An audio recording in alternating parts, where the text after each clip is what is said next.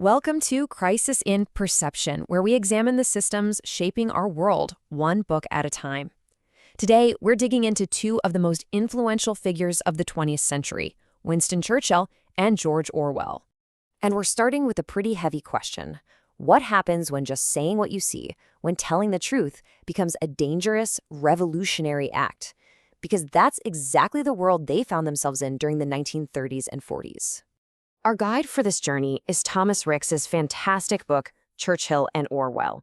And what it shows, really brilliantly, is how truth gets incredibly fragile when our systems, our whole society, start rewarding comforting lies over difficult facts.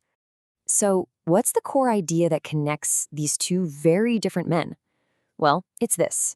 Both of them, through their own experiences, realize that true freedom, the bedrock of all other freedoms, is the ability to see reality for what it is and to say it out loud, especially when the people in charge don't want to hear it.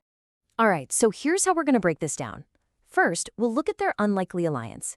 Then, the assault on reality they were both fighting. We'll dive into how they saw language as a weapon, their belief in the freedom to see facts, and finally, why this isn't just a nice idea, but a structural necessity for a free world.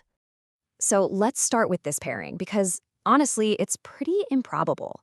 On the surface, you could not find two more different people in England at the time.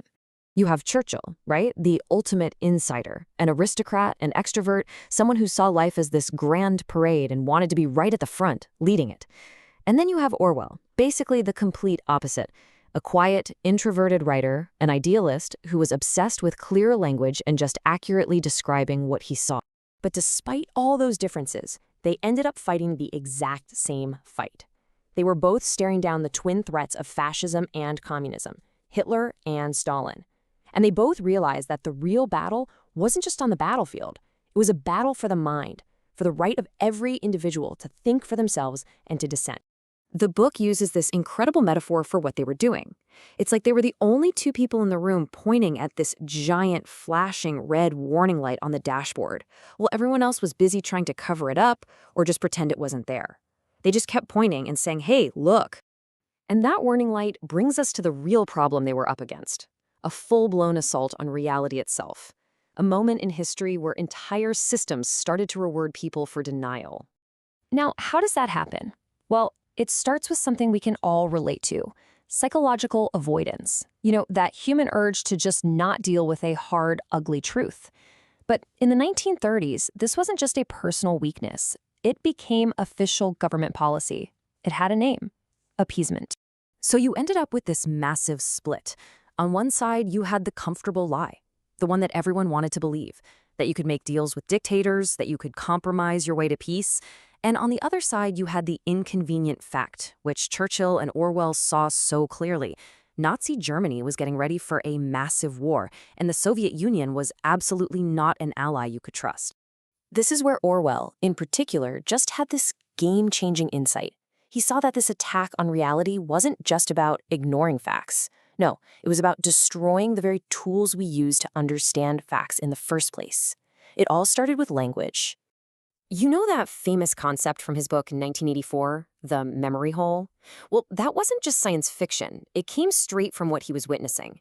He saw political allies literally erasing inconvenient history, like the pact between the Nazis and the Soviets, as if it just never happened. It wasn't about debating the facts, it was about making them vanish. His own experience working for the BBC during the war just cemented this idea. He realized that even when you have good intentions, the very act of creating propaganda means you have to simplify, you have to distort. He came to this really stark conclusion. All propaganda is a lie, because it replaces messy, real-world complexity with a neat official story. And that's the end game, you see. The ultimate goal of totalitarianism isn't just to sell you one specific lie. It's to make you stop believing in the concept of truth altogether, to make reality whatever the state says it is. This morning, this afternoon, tomorrow. So if that's the attack, if the main weapon of tyranny is this constant assault on reality, what's the best defense? What's the shield that protects liberty? Well, for both Churchill and Orwell, the answer was actually pretty simple, but it was also incredibly powerful. You just have to insist stubbornly, relentlessly, that there is such a thing as objective reality, that facts are real, that we can see them, and that we have the right to talk about them. And This is maybe Orwell's most famous quote. He wrote that freedom is the freedom to say that 2 plus 2 make 4. Think about that. He's saying that the ability to state a basic, verifiable fact is the foundation that everything else is built on. When lies are everywhere, just collecting and stating facts becomes a revolutionary act. And Churchill, he came at it from a totally different angle, from the world of law and politics, but he landed in the exact same spot. For him, the basis of a free society was the rule of law, which has to be based on evidence, on facts. The idea of throwing someone in prison without a charge, without facts, he said that's not just wrong, it is the foundation of all totalitarian government. Okay, so this brings us to our final and maybe most important point. This whole story, it's not just about two uniquely brave guys. What their fight really shows us is something essential about how a free society has to be built. Their path is actually a pretty clear roadmap for any of us. First, you do the hard work. You actually try to figure out the facts of a situation. Then you use your principles to decide how to act. And this is the tough one. You have to be willing to see the delusions and the blind spots on your own side, in your own social circles. Because what they teach us, ultimately, is that democracy isn't something that just runs on its own. It absolutely depends on a shared agreement that facts exist, that reality is real, and that we can have a debate based on those facts. If that foundation cracks, everything built on top of it falls apart. Telling the truth isn't just a nice personality trait, it is a structural necessity. And, that leaves us with a really urgent question for our own time, doesn't it? In an age of nonstop information and just as much disinformation coming at us from every direction, how do we protect that shared reality? How do we keep the warning lights visible? For the full long-form deep dive into this book and its ideas, follow the link in the description. If you enjoy these explainers, please subscribe and comment with books or topics you'd like us to explore next.